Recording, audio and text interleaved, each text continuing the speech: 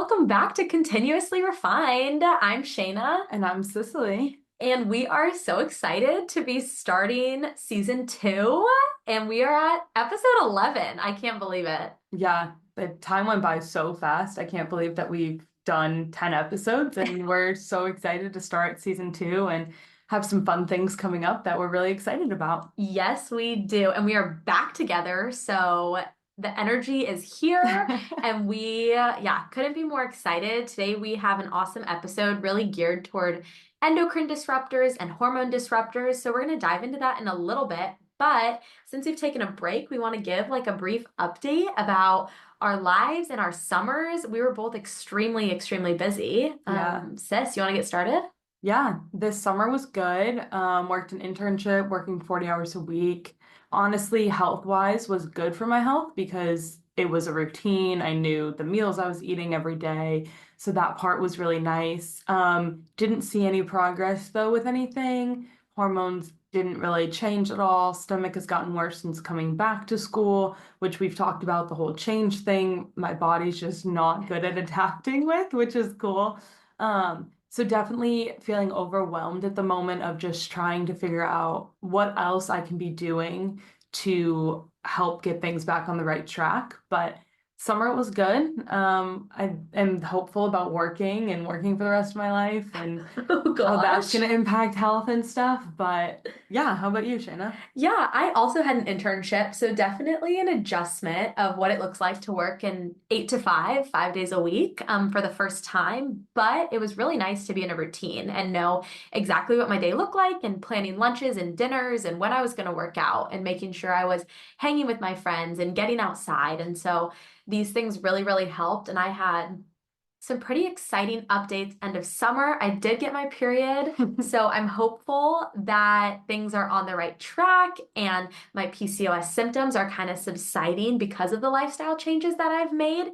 And a really big part of that were changing and trying to diminish endocrine and hormone disruptors throughout my life. And that's why we really wanted to talk about it because it's kind of become a more popular thing I think that people are talking about, but there's a lot of anatomy on how it worked, how the body works that we kind of wanted to explain to you guys, to our listeners. So if this is something that you guys want to make a change from, you can understand why and how it's impacting our bodies. So we can kind of jump right into hormone and endocrine disruptors and why they are important. So, endocrine disruptors are chemicals that interfere with our hormones, but we need to understand the endocrine system throughout our body and how it relates then to our hormones because our hormones do a lot more than what we think of just like bratty teenagers and boys and girls. And so the endocrine disruptors are tissues and glands that release hormones, and hormones are chemicals that are like a catalyst in our body. So they are messaging system that then makes something else happen. And they are responsible for a number of our bodily functions. And each of us have more than 50 different hormones in our bodies. And so they are super important and are responsible for a number of different things. I'm kind of going to go into the difference. We have endocrine glands as well as endocrine organs.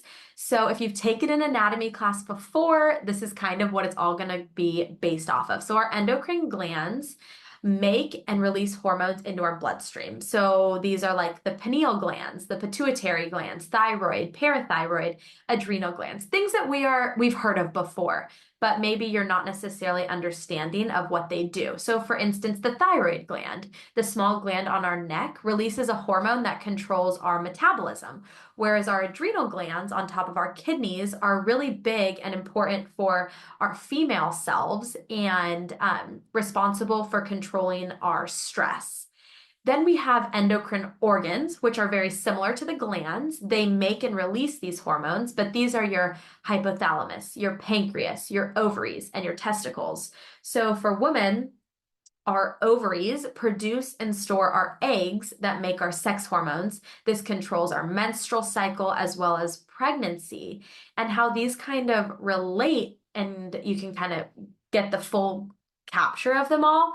So, an imbalance of hormones are too much or too little of a certain or multiple hormones that then causes issues in our body's function. Because if that hormone is not being transported to the correct area, then the bodily function is not going to happen. And so, this imbalance of hormones, like we've talked about, can lead to diabetes, to pancreatic cancer, hypothyroidism, hormone acne.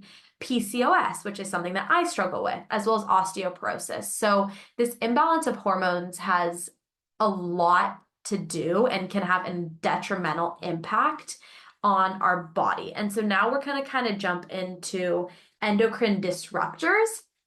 And these are toxins that are artificial chemicals that interfere with the proper function of our hormones. And so this is a cause of disruption at the cellular level that you can't necessarily see that's happening or see that it's going on. So an example of a hormone or like an endocrine disruptor and how this would look like, it would be a chemical like a roadblock or a diversion in our bloodstream that then affects the rest of our hormones. So pretty much that process from when the gland is releasing the hormone to the tissue that it needs to receive to then have the process, there's this roadblock that happens, or this chemical that's going to mimic and disrupt it from the hormone from not receiving, and then the body won't be able to function properly because it's not being prompted to do so. And this is an extremely major concern because if these messages are constantly not being received, our body's then not doing the processes and functions that it needs, which then leads to massive issues like cancer, heart problems, or in my case, reproductive concerns and like PCOS. So a huge thing that I think everyone needs to understand, females and males, it affects us all. And so super important. And there's a lot of like things like Cicely, you're kind of go into these disruptors and like the examples that happen. Yeah, so like kind of Shayna has been saying, like this is something that has been so important for both of us with changing our health is figuring out what these disruptors are. If you had told me a year ago about any of these, I would have been like, what are you talking about? I have absolutely never heard of any of these things causing issues because the thing that's so difficult about them is they're such common everyday things that we come into contact with. And they're so hard to cut out of your life. But if you just slowly kind of incremental changes, it is so worth it in the end and it makes the biggest difference. But one of the first big ones is BPA, and this is found in plastics. So any of your plastic water bottles, your food storage containers, most of those tend to be plastic bags, any cutting boards that are plastic. We've talked about before when you're using a cutting board and you're cutting against the plastic, it releases thousands of these microplastics that have BPA in them. And essentially, how it disrupts your hormones is it mimics estrogen and is directly linked to reproductive health problems. It can be linked to changes in menstrual cycles, to reduced fertility, to increases of breast cancer.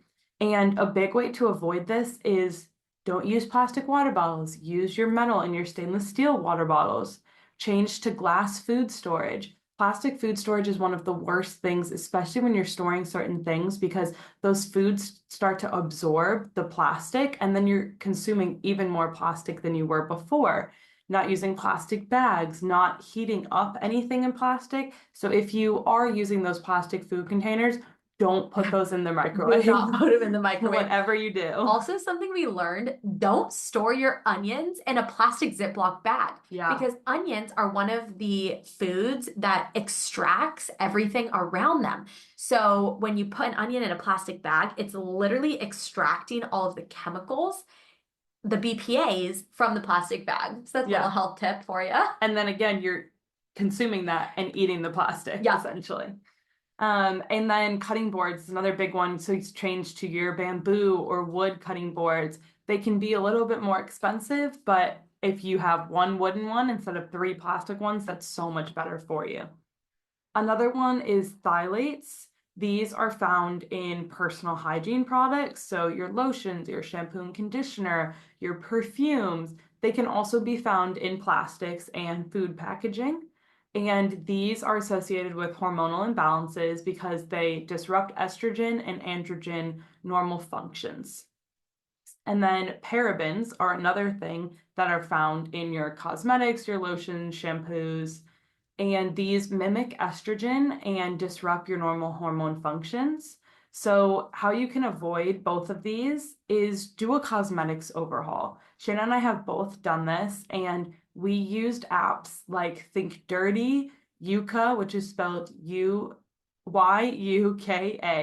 and the EWG to see what products are safe for you to use, and they rank them and they rate them in different ways, which will just show you that this is a better clean product compared to what you're using. Yeah, they're super easy to use. You literally just download the app, scan the barcode on the back of the product, and it'll show you what the ingredients are in there, where like the red flags are, and then you can compare before you actually buy it. So this weekend I walked into Sephora and I was scanning everything until I found something that came up green and was something that I could use enough. Like, yes, any makeup product is not perfect for us, but trying to find the right balance of one that's not terrible. So definitely recommend that. Yeah, and there's a lot of things that I realized throughout doing a cosmetics overhaul that I didn't even think about if they were clean or not. Like it was really easy to be like, oh yeah, I need to check my lotion, I need to check my shampoo and conditioner and my body wash. But you also need to think about toothpaste or your laundry detergent, the fabric softener that you use, deodorant, all of your makeup products, from checking your mascara to the eyebrow stuff that you use, like whatever it is, all of those things can impact our hormones and can ultimately disrupt our hormones. The next one is dioxins. And so these can be found, they're byproducts of pesticide production and chemical manufacturing. They will get into your life by bringing them inside your home, essentially. So, an example of this is if you're wearing shoes around your house or especially in your room, then those are then starting to enter your body because they're in your presence. Yeah, so you pick up dioxins when you're just like walking around on the ground or you're like walking over a patch of grass, and all of these pesticides and chemicals that the gardeners are spraying, or the chemicals on the streets from the trucks that go by. You're then collecting it and it's sitting on your shoe. Now you're bringing it into your carpet, and when you're sleeping for 8 hours a day, or 8 hours at night, like these are being consumed into your body. So that's a huge one for me specifically that I try to limit. Another one is PFAs. These are found in all of your nonstick cookware and in stain-resistant fabrics. This exposure to them, they're linked directly to thyroid hormone disruption and reduced fertility. You can avoid these by getting rid of your nonstick pans. This was another really big one for both of us, was first getting rid of those plastics. Yeah. Second thing was getting rid of these nonstick pans. Use stainless steel pans, which again, as college students, they are more expensive, so it can be difficult. Brands that we like are Green Life pans and Caraway pans. Shayna was mentioning that Caraway, you can even get cutting boards. They have Yeah. other things other than pans too. It's an awesome, awesome brand. Definitely recommend looking into it and just bite the bullet and get one nice pan and use it for everything. Yeah. Another big hormone disruptor are pesticides. This is a more common one that more people are aware of. It's used on agriculture and pest control, and it affects reproductive health and increases the risk of hormonal cancers. A super easy way to avoid this is buy organic produce. We've talked about that Dirty Dozen list and knowing what produce to spend the money on organic versus which ones you don't necessarily need to. Even something as simple as washing your fruit when you get home, very simple things like this. Even if they're not impacting you right now, they can help decrease your risk of hormonal cancers in the future. And then the last one, I'm not going to pronounce this correctly, but it's non-leafenol, maybe? Heck yeah. We're going to go with that. It's found in your cleaning products and personal care products. Another big one after we went through the nonstick pans, we changed cleaning products. And they mimic estrogen, leading to hormone imbalances and reproductive health issues. So if you do another haul, you did your cosmetics haul, you audited your plastics and your nonstick pans, I would look then towards cleaning products. you can almost sense that cleaning products aren't great for you when you kind of feel like you're dying after you've cleaned your whole room and you've inhaled all of this. And so turn to more all natural cleaning products. I even use things just like vinegar, baking soda, lemon all the time to clean. You don't necessarily need to buy a brand of separate cleaning products. Yeah. But those are our main endocrine disruptors to your female health, to anyone's health in general. They get in the way of our hormones functioning properly, and it can be really overwhelming because, like we said, they're found every single day. They're literally Everywhere. found everywhere. And so it's hard because you're not going to be able to fully get rid of these when you walk outside. The minute you step outside, you are automatically exposed to all of these hormone disruptors. But something you do have control over is your home and the place that you are living and sleeping, and especially your room. So whether you're living with your family or you're with roommates, you can just take these little steps and change little things. So kind of an overview of lifestyle changes that both Cicely and I have made and that we recommend for any of our listeners. Anyone is watching the water you're drinking. So doing filtered reverse osmosis non-plastic water. This is going to decrease those harmful plastic chemicals like Cicely talked about, as well as the bacteria from our pipe system, which if you just think about how long those pipes have been sitting there, how long have your house been there, there's bacteria in your water. So something to think about. I feel like sometimes there are things you don't even want to think about. No, it's disgusting. Once you start deep diving into Yeah. all of this, you're like, I actually like can't even fathom it. Like it's easier just not to think about. I'm just gonna do it. Yep. Like, So get your filtered reverse osmosis non-plastic water. Avoid those pesticides. Get your organic foods. Look into the EWG's website on the Dirty Dozen and the Clean 15. Take your shoes off before you walk into the house or especially your room. I have both an air purifier as well as a snake plant in my room. This really makes sure that toxins that do get into my room as well as dust is being filtered out, and so I can breathe in that clean air. And then again, choose those natural cleaning products. Avoid your conventional cleaning supplies because of the harmful chemicals. I really like products like Branch Basics for your dishwasher detergent, your laundry detergent. I use Dr. Bronner's hand soap, body lotion, as well as body soap. And then for makeup products, I really love Ilia, and that can be found as easy as Sephora. So we are here, and if you have any questions, please DM us on Instagram. Our handle is at continuously refined. We want to help you in your health journey and just making you guys the best versions of yourself. We would love for everyone in the world to eliminate these endocrine disruptors and really get the word out there so these big companies can stop using these chemicals that are literally killing society. yeah, and just slowly make the changes. That's one of the things my doctor said when he first brought this to me, and he was like, you're gonna need to start making these changes. He was like, slowly phase things out. You finish using your toothpaste. Okay, now I'm gonna look into a better toothpaste to use. You finish your bottle of mascara. I'm gonna look into a different tube of mascara. Things like that, because it's so overwhelming and it can be really costly to Yeah. just overhaul it all right away. I'd say we probably both phased things out within maybe 3 months total. Yeah, 3 to 6 months by the Yeah. time full changes were made. So take your time, Mhm. do some research, find out what is most important to you and your Yes. health and the areas that you want to hone in on. And you are going to see the biggest changes. You are going to feel so much better. Your headaches are going to subside. Your Yeah. bloating is going to go away just by making these little changes. And so definitely would recommend them for anyone to be making and be aware of also. Like if you don't want to go make all these changes, maybe do a little research and Mhm. just be aware of what is out there. And so we are so grateful for all of our listeners and for Yes. listening in. This is something we are both so passionate about and really fired up about. Yeah. So thank you for listening. We are so excited to kickstart season 2 and episode 11. Yeah. Tune in every other week at noon Central Time on Wednesdays. We will be posting, and yeah, we can't wait to start season 2. And continue refining our lives together. Bye, everyone. Bye.